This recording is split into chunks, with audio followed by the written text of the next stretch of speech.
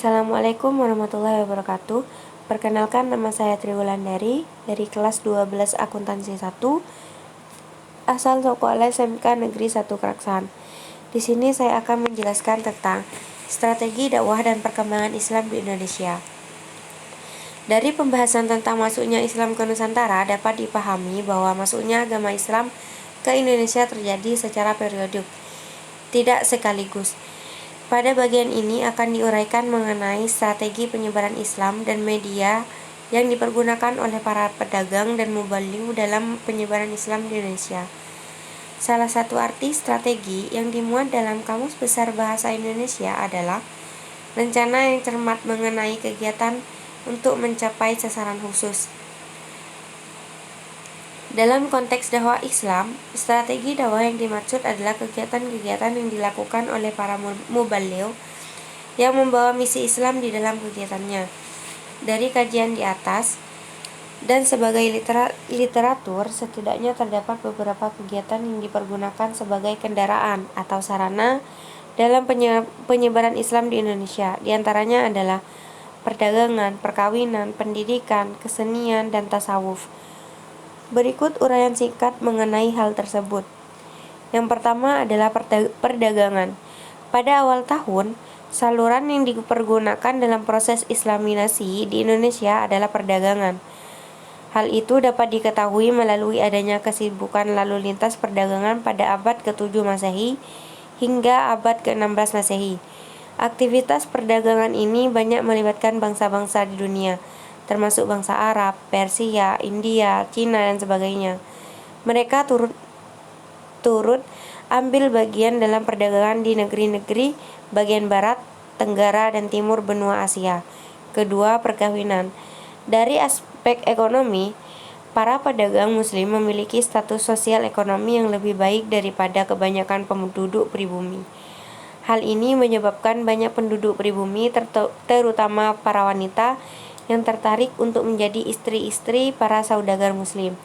Hanya saja, ada ketentuan hukum Islam bahwa para wanita yang akan dinikahi harus diislamkan terlebih dahulu.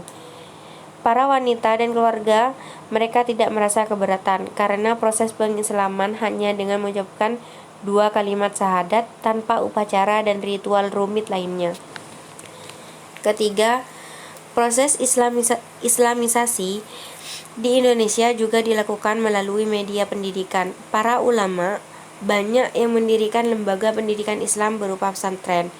Para lembaga inilah para ulama memberikan pengajaran ilmu keislaman melalui berbagai pendekatan sampai kemudian para santri mampu menyerap pengetahuan keagamaan dengan baik.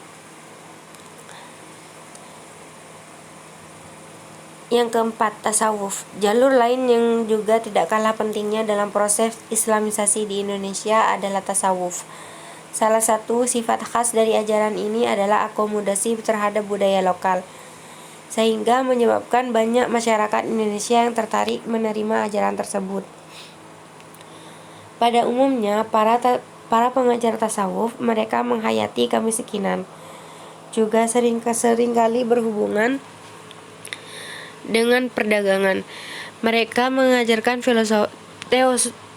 filosofi yang telah bercampur dengan ajaran yang sudah dikenal luas masyarakat Indonesia. Mereka mahir dalam hal magis, dan mereka memiliki kekuatan menyembuhkan. Di antara mereka ada yang juga menikahi anak-anak perempuan para bangsawan tersebut. Yang kelima, saluran islaminasi melalui kesenian. Yang paling terkenal adalah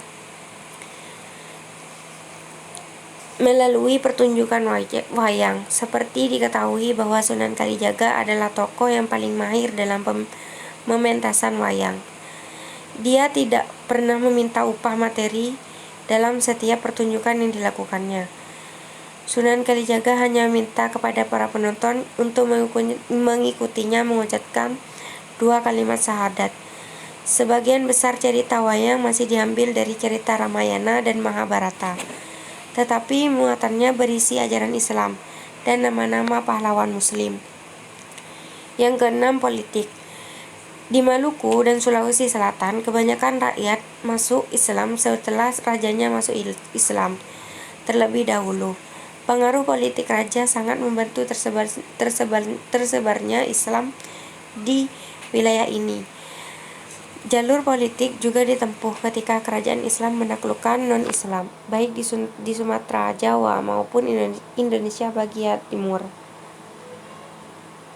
Begitu saja yang dapat saya sampaikan, kurang lebihnya mohon maaf atas salah-salah kata. Wassalamualaikum warahmatullahi wabarakatuh.